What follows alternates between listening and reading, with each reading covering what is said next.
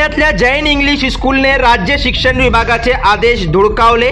10वीच्या परीक्षेत मुस्लिम विद्यार्थिनीला हिजाब काढण्यास भाग पाडले। मुस्लिम शिष्टमंडळांचे सदर बाजार पोलीस ठाण्यात निवेदन। जैन इंग्लिश स्कूलवर कठोर कारवाईची मुस्लिम शिष्टमंडळाची मागणी। सदर बाजार पोलीस निरीक्षकाकडून कारवाईचे आश्वासन। जैन इंग्लिश स्कूलच्या मुख्याध्यापिका सीमा कुलकर्णी यांना निलंबित करण्याची शिष्टमंडळाची मागणी। दिनांक 21 फेब्रुवारी शुक्रवार रोजी राज्यात 10वीच्या परीक्षेला सुरुवात झाली। जालन्यात उर्दू माध्यमिक विद्यार्थिनीचा पहिला पेपर उर्दूचा असून तिचा सेंटर जालन्यातल्या जैन इंग्लिश स्कूलमध्ये होता।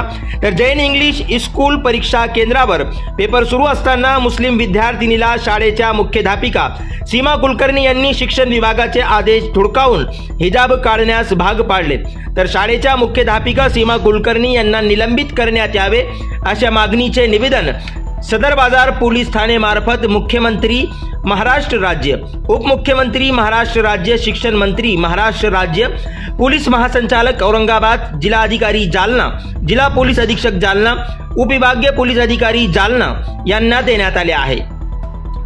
तर यामुळे विद्यार्थिनीच्या परीक्षेवर प्रतिकूल परिणाम होतोय असा मजकूर देखील या निवेदनात नमूद करण्यात आले आहे। तर या निवेदनाची नोंद घेत सदर बाजार पोलीस निरीक्षकांनी कारवाईचे आश्वासन दिले आहे। या निवेदनावर शेख अब्दुल हमीद, सय्यद अजहर, आरेफ खान, शेख वसीम, शेख जाफर, दिलावर खान यांच्या स्वाक्षऱ्या आहे। बासिद बेग सह global news Marathi, Jalna. Police station पहुंचकर सदर विहार पुलिस मार्फत माननीय राज्यपाल साहब, मुख्यमंत्री साहब, उप मुख्यमंत्री साहब, शिक्षण मंत्री साहब और शिक्षण अधिकारी, जिलाधिकारी और एसपी साहब जालना जिला और डीवाईएसपी साहब जालना शहर, इनके मार्फत राज्यपाल साहब को एक निवेदन दिया है कि कल 10वीं बोर्ड की जो परीक्षा शुरू हुई जालना शहर के अंदर, तो कुछ मुस्लिम उर्दू विषय का पेपर था, तो बच्चियाँ कल उर्दू पेपर देने के लिए इंग्लिश जैन स्कूल में गए थे। वहाँ पर के प्रिंसिपल मैडम ने जो है तो उनको हॉल में बैठने के बाद वापस हॉल में से नीचे बुलाया और उनको बुलाकर कहा कि आपको जो है तो बुर्का और स्कार्फ आपका उतारना पड़ेगा। बच्चियों ने कहा कि मैडम हमारे पास में नक्कल वगैरह कुछ भी नहीं, आप हमारी तलाशी चेकिंग कर सकते, लेडीज़ मार्फत, लेडीज़ पुलिस के मार्फत आप चेकिंग कीजिए या आपकी लेडीज़ कर्मचारी के मार्फत आप हमारी चेकिंग कीजिए। लेकिन मैडम ने कहा कि चेकिंग करने के बाद भी मैडम ने कहा कि आपको बुर्का और स्कार्फ आपका उतारना पड़ेगा, वरना मैं जो है तो आपको एक परीक्षा नहीं देने दूंगी। इस विषय में हम जो है तो सर के यहाँ निवेदन देने के लिए आए थे। इनके मार्फत हमने जो है तो मैंने जो पहले जिक्र किया उनको जो है तो हमने निवेदन देने की कोशिश की है। क्या मांग रही है?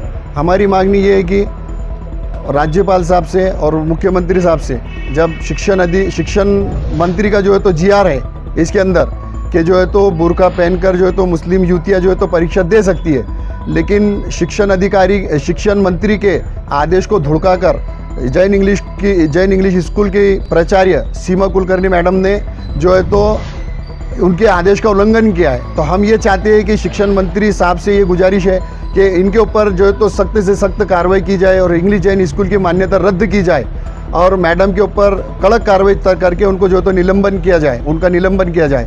और जहाँ भी अगर ऐसी कोई घटना होती है पूरे महाराष्ट्र के अंदर, तो वहाँ भी जो है तो ऐसी कार्रवाई की जाए। कौन से स्कूल में कार्रवाई हुई? ऐसा प्रकार तो हमारे निर्देशन में जैन इंग्लिश स्कूल में और SB स्कूल में, ये दोनों स्कूल में ऐसे आया है। मेरा नाम शेख अब्दुल हमीद, समाज सेवक, और मेरे साथ निवेदन दिले। काय मागणी होती आणि पण काय कारवाई करणार? तो एक हाजी अब्दुल हमीद, सय्यद अजहर, शेख वसीम यांच्यासह काही मुस्लिम समाजातील शिष्टमंडळांनी एक निवेदन दिलेलं आहे। त्यांच्यामध्ये असं म्हणणं आहे की काल 21 फेब्रुवारी 2025ला 10वीच्या उर्दू पेपरच्या दरम्यान जैन इंग्लिश स्कूल येथे परीक्षार्थी गेले असताना तेथील महिला प्राचार्य यांनी त्यांचा बुरखा आणि हिजाब काढून त्यांची तपासणी केली आहे असा त्यांचा आक्षेप आहे आणि त्याबद्दल त्यांनी त्यांच्या भावना दुखावल्या आहेत असं एक निवेदन पोलीस स्टेशनला प्राप्त झालेलं आहे।